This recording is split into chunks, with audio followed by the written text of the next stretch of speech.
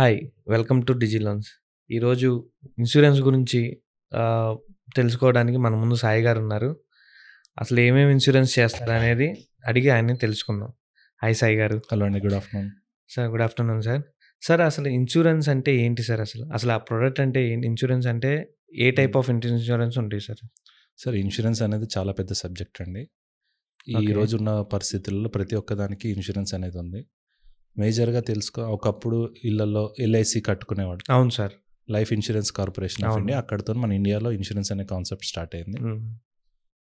LIC అనేది ఏంటిదంటే savings plan. తలా ఇంత కొంచెం కొంచెం కూడబెట్టుకోవడం. తర్వాత మనకి బల్క్‌లో రావడం, లంసంలో రావడం అనేది ఉంటుంది. అవును సార్. పోతూ పోతూ ఉంటే ఉన్న అవసరాలను బట్టి మన హెల్త్‌కి ఇన్సూరెన్స్ తీసుకోవాలి. మన వెహికల్స్‌కి ఇన్సూరెన్స్ తీసుకోవాలి. మనం ఉంటున్న బిల్డింగ్‌కి, మనం వెళ్తున్న కమర్షియల్ వెహికల్స్‌కి, మనం ఓకే. ఒకవేళ ట్రావెలింగ్ చేస్తుంటే ట్రావెలింగ్‌కి, ఇలా అన్నిటికీ ఇన్సూరెన్స్ ప్రొడక్ట్స్ అనేది తీసుకున్నామండి. సరే అసలు ఈ ఇన్సూరెన్స్ తీసుకోవటం వల్ల బెనిఫిట్స్ ఏమన్నా ఉన్నాయా సార్? అంటే అంటే ఇప్పుడు మీరు కమర్షియల్ వెహికల్స్‌కి ఇన్సూరెన్స్ ఇస్తారు. అవును. ఇట్లా ట్రావెలింగ్‌కన్నారు, యెస్. వెహికల్స్‌కన్నారు, ఉంటున్న బిల్డింగ్స్‌కంటున్నారు. అవును. వీటి వల్ల ఏమన్నా ఇన్సూరెన్స్‌కి ఏమన్నా బెనిఫిట్స్ ఏమన్నా దొరుకుతాయా సార్? రి ఇన్సూరెన్స్ అనే దాంట్లో ఏంటంటే రిస్క్ ట్రాన్స్‌ఫర్ అనేది ఒకటండి. ఓకే. ఇప్పుడు నేను ఎటువంటి రూపాయి కట్టుకోకుండా రోడ్డు మీద వెళ్తున్నాను. నాకు యాక్సిడెంట్ అయింది. ఓకే. నేను హాస్పిటల్‌కి వెళ్తే డబ్బులన్నీ నేనే కట్టుకోవాలి. అవును sir. That is my risk. నేనిక్కడ ఏం చేస్తున్నాను, రిస్క్ ట్రాన్స్‌ఫర్ చేస్తున్నాను. ఓకే. లేదా ఇన్సూరెన్స్ రూపంలో. Insurance company. వాళ్ళు నా దగ్గర ఒక కొంత నామినల్ అమౌంట్ ఒక 10,000 నా ఏజ్‌ని బట్టి తీసుకుంటారు. ఓకే. ఇంత సమ్ అష్యూర్డ్ అని ఇస్తారు. ఈ గ్యాప్‌లో ఎంత జరిగినా కూడా రిస్క్ ట్రాన్స్‌ఫర్ చేసుకున్నాను నేను. ఈ రోజులలో మనం 3,00,000, 5,00,000 పెట్టుకొని ట్రీట్మెంట్ చేసుకుంటే ఒక మధ్య తరగతి వ్యక్తి ఎంత వెనక్కి వెళ్తాడో మనకు తెలుసు. అవును సార్. అలాంటిది రిస్క్ ట్రాన్స్‌ఫర్ చేసుకుంటాం. వెహికల్ ఉంది. రోడ్డు మీదకి వెళ్ళాము. ఎవరో ద్వారాన తగలొచ్చు. యాక్సిడెంట్ అవును. అవ్వచ్చు. Anything can happen. నా కార్ ఒకటి డైరెక్ట్ 8,00,000 ఫుల్ లాస్ కిందకి వెళ్ళిపోయింది. ఓకే. నాకు ఆ ఇన్సూరెన్స్ లేకుండా ఉంటే 8,00,000 నేను లాస్ అయ్యేవాడిని. ఆ ఇన్సూరెన్స్‌లో పెట్టుకోవడం వల్ల టోటల్ నాకు 8,00,000 నాకు రిటర్న్ వచ్చాయి. ఇలా ఇన్సూరెన్స్ వర్క్ చేస్తూ ఉంటుందండి. సార్ ఇప్పుడు మీరు చెప్పిన ఈ హెల్త్‌కి ఆ! వెహికల్స్‌కి, కమర్షియల్ వెహికల్స్‌కి వీటికి డిఫరెన్స్ ఉంటాయా సార్ ఏమన్నా? హెల్త్‌కి డిఫరెంట్‌గా అలాగా అవును. వెహికల్స్ అంటే ఇప్పుడు ఎలా ఉంటుందంటే అండి, ఒక్కొక్క ప్రొడక్ట్‌కి ఒక్కొక్క డిఫరెంట్ వేస్ డిఫరెంట్ ఉంటాయి. Based on customer okay. ఎక్కడైనా. ఒక కస్టమర్‌కి మనం ఏమేం పాలిసీస్ ఇవ్వచ్చు. ఓకే. కస్టమర్ ఒక 2 బీహెచ్‌కే ఫ్లాట్ హైదరాబాద్‌లో ఉంటున్నారు. హ్మ్. అతను ఉంటున్న ఇంటికి ఇవ్వచ్చు.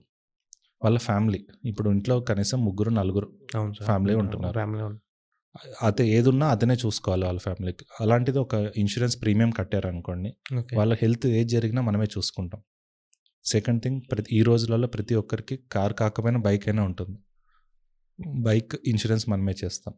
బైక్ తోలుతూ సడెన్‌గా అతనికేమైనా జరిగి యాక్సిడెంట్‌లో చనిపోతే 15,00,000 ప్రీమియం అమౌంట్ అనేది రిటర్న్ వచ్చేటట్టు పర్సనల్ యాక్సిడెంటల్ కవర్ ఒకటిస్తాం.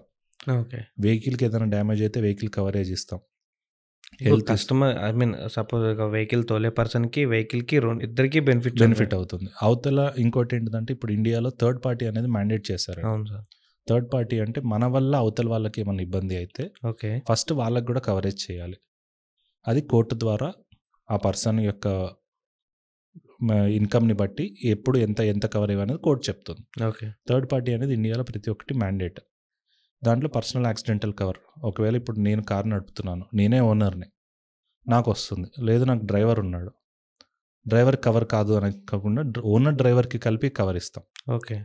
లేదు ఆ రోజు మనము నడపట్లేము. డ్రైవరు లేడు. ఎవరో డ్రైవర్‌ని పే తీసుకొచ్చాం. డ్రైవర్. ఓకే. అతనికి కవరేజ్ వస్తుంది. ఓకే. యాడ్ ఆన్స్ అనేవి చాలా ఉంటాయండి. ఆ యాడ్ ఆన్స్‌ని బట్టి మనం ఏమేమి యాడ్ ఆన్స్ చేయాలి. ఒక పర్సన్‌కి ఇప్పుడు మీరున్నారు. మీ ఏజ్‌కి, మీ ఫ్యామిలీకి ఎలా ఇన్సూరెన్స్ చేయొచ్చు.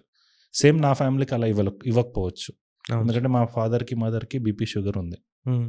వాళ్ళకి నేను వేరేలాగిస్తాను.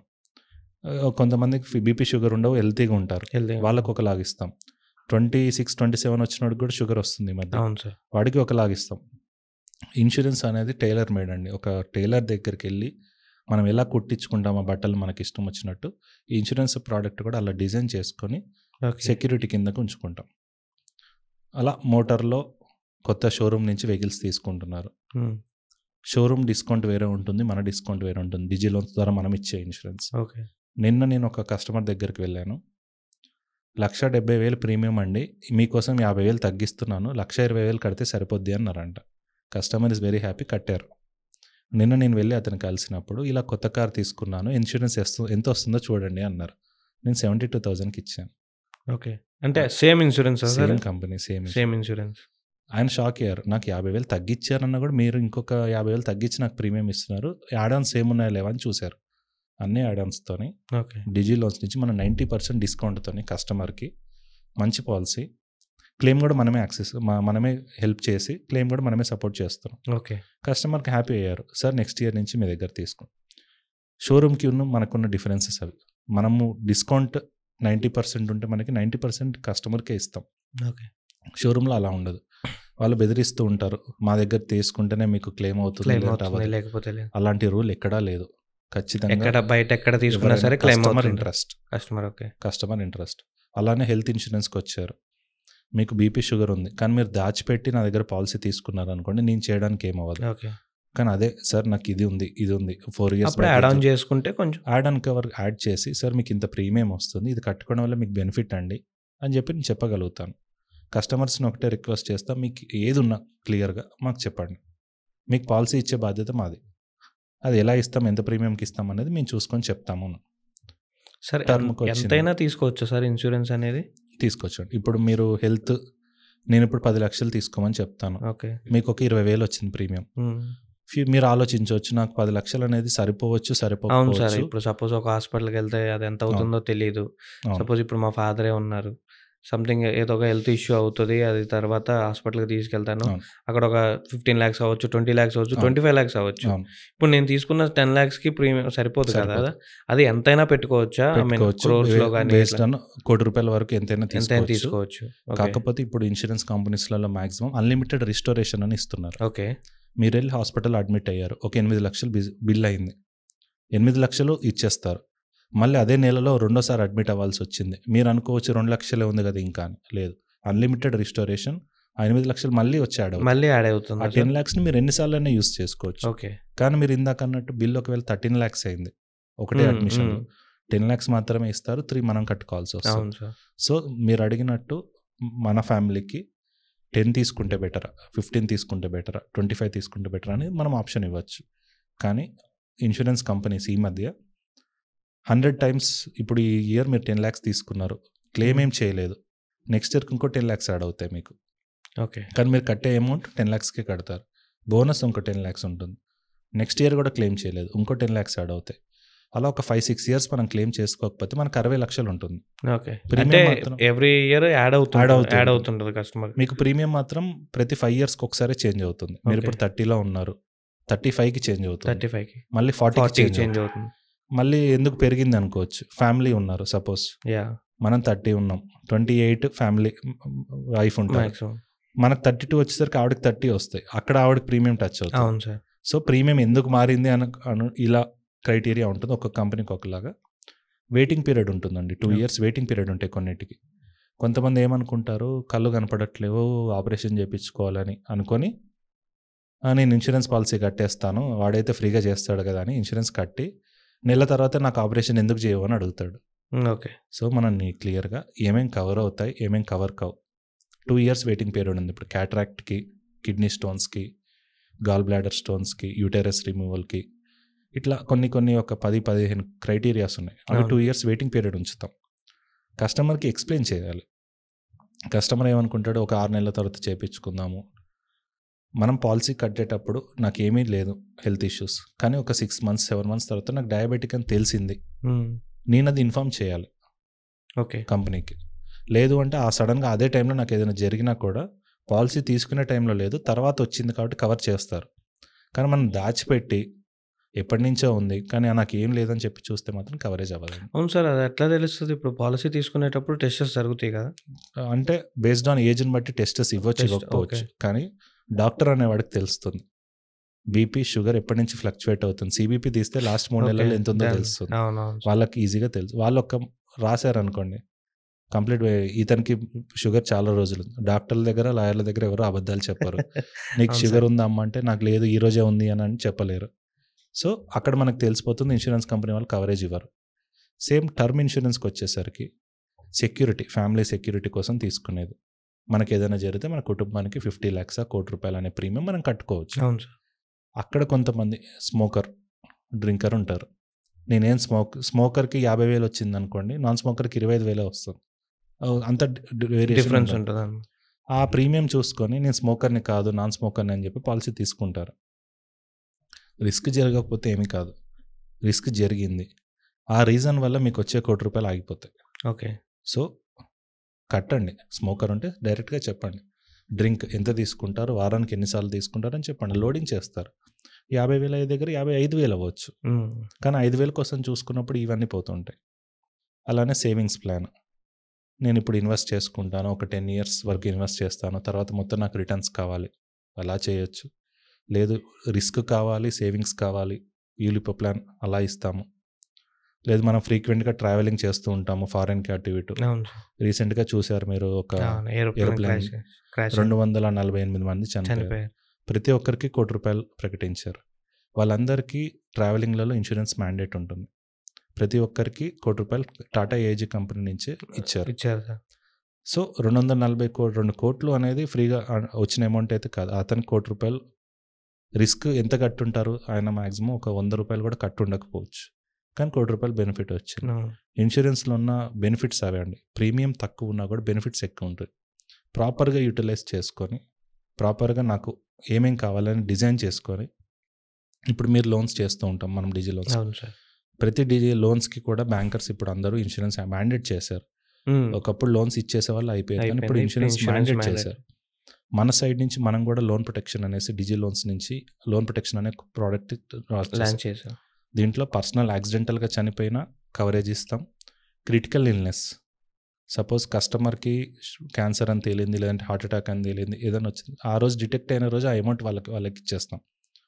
లేదు ఎటువంటి డెత్ జరిగినా ఇవ్వాలి అంటే లివ్ లాంగ్ నుంచి వాళ్ళకి ఆ ప్రోడక్ట్ ఇచ్చేస్తున్నాం. లేదు సడన్గా కస్టమర్కి ఇంకేమైనా ఆప్షన్స్, ఇప్పుడు హోమ్ లోన్స్ ఇస్తున్నారు, హోమ్ లోన్స్లో బిల్డింగ్ ఇన్సూరెన్స్ కావాలి, బిల్డింగ్ మనం చేస్తున్నాం. స్టాక్స్ అడుగుతారు కొంతమంది, నాకు ఇలా ఒక స్టాక్ ఉందండి, నా గోడౌన్ ఉంటుంది, వాటికి కావాలని, వాటికి ఇస్తాము. సో ఇన్సూరెన్స్ అనే కాన్సెప్ట్ ఎక్కడున్నా మన డిజి లోన్స్ అన్నీ చేస్తున్నాయండి. ప్రతి ఒక్క దాంట్లో క్లెయిమ్స్ కూడా మనమే సపోర్ట్ ఇస్తున్నాం. మన టీం ఉంది, వర్క్ చేస్తున్నారు, మన మేనేజ్మెంట్ కూడా బాగా వర్క్ చేస్తుంది. సార్ ఇప్పుడు హెల్త్ ఇన్సూరెన్స్ తీసుకుంటారు, దీంట్లో కంపెనీస్ ఉంటాయి కదా, అవునండి. సమ్టైమ్ కేర్ లాగా, నివాబుపా కానీ, లివ్ లాంగ్ కానీ, some other companies, XYZ companies ఉంటాయి. ఈ కంపెనీస్కి ఒక్కొక్క కంపెనీకి డిఫరెంట్గా ఐ మీన్ ఉంటాయా సార్? అవునండి. ఇప్పుడు కేర్లో ఉన్న అంటే బేస్డ్ ఆన్ కస్టమర్ ప్రొఫైల్ అండి. ఓకే. ఇప్పుడు 9 months వెయిటింగ్ పీరియడ్తో నాకు మెటర్నిటీ కవర్ కావాలని అడుగుతారు. ఓకే. కేర్లో మెటర్నిటీ ఆప్షన్ లేదు. ఓకే. నివాబుపాలో మెటర్నిటీ ఆప్షన్ 9 monthsకి కావాలంటే 3 years ప్రీమియం కట్టాలి. Okay. Tata AG 2 years waiting period mandate అది. నేను ఇప్పుడు వచ్చిన తర్వాత స్టార్ హెల్త్లో ఉమెన్ కేర్ అని ఉందండి, అది తీసుకోండి, 9 months వెయిటింగ్ పీరియడ్ అని చెప్తాను. ఓకే. మీరు మళ్ళీ నెక్స్ట్ వచ్చి మీకు కూడా ఇన్సూరెన్స్ స్టార్ హెల్త్లో ఇవ్వండి అని అడిగితే నేను ఇవ్వకపోవచ్చు. అందుకని సార్ దానికి దీనికి డిఫరెన్స్ ఏంటి? బేస్డ్ ఆన్ ఏ ప్రోడక్ట్ ఎక్కడ ఉంది, మీ ఏజ్కి బట్టి. ఇప్పుడు నేను మెడికేర్ టాటాలో ఉంది, టాటా మెడికేర్ సెలెక్ట్ ఉంటుంది, మెడికేర్ ప్రీమియర్ ఉంటుంది. Select is fine enough for 20 to 30 age ఉన్న పీపుల్కి. దాంట్లో ఒక బెనిఫిట్ యాడ్ చేసి అది ఇవ్వచ్చు. లేదు బీపీ షుగర్ ఉంది అనుకుంటే మెడికేర్ ప్రీమియర్కి వెళ్తాను. కేర్లో కేర్ సుప్రీం లిక్స్, లేదు వాళ్ళకి బీపీ షుగర్ ఉంటే ఇన్స్టెంట్ కవర్ యాడ్ చేస్తాను. హార్ట్ ప్రాబ్లం ఉందంటే కేర్ ఫ్రీడమ్కి వెళ్తాను. సో ఒక్కొక్క కంపెనీలో ఒక్కొక్క ప్రోడక్ట్ ఉంటుంది. మనం కస్టమర్కి ఎక్కడ ఫిట్ అవుతారు, మీరు ఇప్పుడు లోన్స్లో అతని సిబిల్కి ఎక్కడ లోన్ వస్తుందో అని ఎలా ఉంటుందో, ఇన్సూరెన్స్లో కూడా కస్టమర్ ప్రొఫైల్ని బట్టి ఐసిఐసిఐ, ఎలివేటా, లేదా HDFC మనం అన్ని కంపెనీస్తో టైఅప్ అయి ఉన్నామండి. Okay. All major insurance companies అన్నిటితో టైఅప్ అయి ఉన్నారు. మోటార్లో కూడా అన్ని కంపెనీస్ చేస్తున్నాం, గవర్నమెంట్ కంపెనీస్తో సహా అన్ని చేస్తున్నాం. ఈ ట్యాంకర్, పెట్రోల్ ట్యాంకర్ ఉంది, పెట్రోల్ ట్యాంకర్ వచ్చినా కూడా మనం ఇన్సూరెన్స్ చేస్తాం. ఓకే. ఇప్పుడు వీటికి ప్రైవేట్, గవర్నమెంట్ అని చెప్పి ఉంటాయా సార్? ఉంటాయా? ఉంటాయి. అంటే రెండింటికి ఐ మీన్ మనం రెండింటికి ప్రొవైడ్ చేస్తున్నాం, చేయొచ్చు. ప్రతి ఒక్కటి అంటే సర్వీస్ వైజ్ అండి. ఇప్పుడు ఊర్లో నుంచి వచ్చారు, మాది ములుగులో నేను తీసుకెళ్ళి పాష్ ఇన్సూరెన్స్ కంపెనీది ఇచ్చాను అనుకోండి, అక్కడ లింక్డ్ లేవనుకోండి, వాళ్ళకి ఇబ్బంది అవుతుంది. సో అతను ఇక్కడి నుంచి వస్తున్నాడు, ములుగు నుంచి ఉన్నాడు, వరంగల్కి దగ్గర 70 kilometers. వరంగల్లో నెట్వర్క్ హాస్పిటల్స్ ఏమున్నాయి, ఏ కంపెనీ ఎక్కువ ఇస్తుంది. ఓకే. నిన్న రాత్రే మా కజిన్కి ఒకరికి యాక్సిడెంట్ అయింది, తనను ఆ రాత్రి 3:00కి కాల్ చేస్తే ఎక్కడ చేయొచ్చు, ఏంటి, ఏ హాస్పిటల్ అనేసి చెప్పాం. ఇలా మనం ఎక్కడ అనేది కస్టమర్ ప్రొఫైల్ని బట్టి మేనేజ్ చేయాలి. ఓకే. ఏదో ఒక టార్గెట్ ఉంది కదా అనేసి ఈ కంపెనీ ఇన్సూరెన్స్లో అలా చేయడానికి అవ్వదండి. సపోజ్ ఇప్పుడు నేను ఒక కేర్ తీసుకున్నాను సార్. కేర్‌లో ఐ మీన్ పాలిసీ తీసుకున్నాను, హెల్త్ పాలిసీ. ఇప్పుడు వేరే ఏ చిన్న హాస్పిటల్స్‌కెళ్తే అవి కుదరదా సార్? అవును. అంటే యాక్సెప్టబుల్ నెట్వర్క్ కాదంటారా? హాస్పిటల్స్ అండి. ఇప్పుడు మీ ఊరు పెనుగంచిప్రోలు అని అన్నారు. మాకు ఐ మీన్ విజయవాడ దగ్గర విజయవాడకి మీకు. దగ్గరకొస్తుంది. విజయవాడ మాక్సిమం 2 టైర్ సిటీ, అంత పెద్ద సిటీ మొత్తం పెద్ద కాబట్టి అన్ని సిటీ కవర్ కాదు. అవుతున్నాయి. అన్ని కవర్. సపోజ్ మీరు వేరే స్టేట్లో ఎక్కడో ఉన్నారు, ఓకే. అక్కడ ఏదో మనకి ఇన్సిడెంట్ జరిగింది. అలాంటి టైంలో నియర్ బై హాస్పిటల్ ఏది ఉందో చూడాలి. లేదు క్యాష్లెస్ ఆప్షన్స్ లేవు సపోజ్, ఓకే. మనం డబ్బులు కట్టుకొని రీఎంబర్స్మెంట్ చేస్తే వితిన్ 1 మంత్లో రీఎంబర్స్మెంట్ అయిపోతుంది. ఓకే. ఇన్సూరెన్స్ కంపెనీస్ ఈ ఆప్షన్ కూడా ఉంటుందండి. అంటే ఒకవేళ ఇప్పుడు మా మదర్కి నేను మా ఊర్లోనే ఓకే. చేపించాను, 1.5 lakh ఖర్చు వచ్చింది. కానీ అక్కడ నెట్వర్క్ హాస్పిటల్ లేదు. ఆ బిల్స్ తీసుకెళ్ళి నేను కేర్లో పెట్టేసుకొని తీసుకున్నాను. రేపు ఎల్లుండి డిస్పర్స్ అవుతున్నాయి. సో మనం ఫ్లెక్సిబిలిటీని బట్టి, లేదు నా చేతిలోంచి ఏది పడొద్దు అంటే క్యాష్లెస్కి వెళ్ళాలి. నా చేతిలోంచి పడ్డా ఏం కాదు, మంచి హాస్పిటల్ అంటే తెలిసిన హాస్పిటల్లో దగ్గరలో హాస్పిటల్ చేయించుకుందాం అంటే ఇలా చేయొచ్చు. ఓకే. ఇన్సూరెన్స్లో చాలా ఉన్నాయండి టాపిక్స్. ఫర్దర్గా మనం ఒక్కొక్క టాపిక్, కార్ ఇన్సూరెన్స్ అని, యాడ్ ఆన్స్ ఏమేమి తీసుకోవచ్చు ఇవన్నీ మనం మళ్ళీ మాట్లాడదాం sir. Thank you sir. Insurance గురించి బ్రీఫ్గా ఎక్స్ప్లెయిన్ చేసినందుకు థ్యాంక్ యూ సార్ సాయి గారు. థ్యాంక్ యూ అండి. Thank you.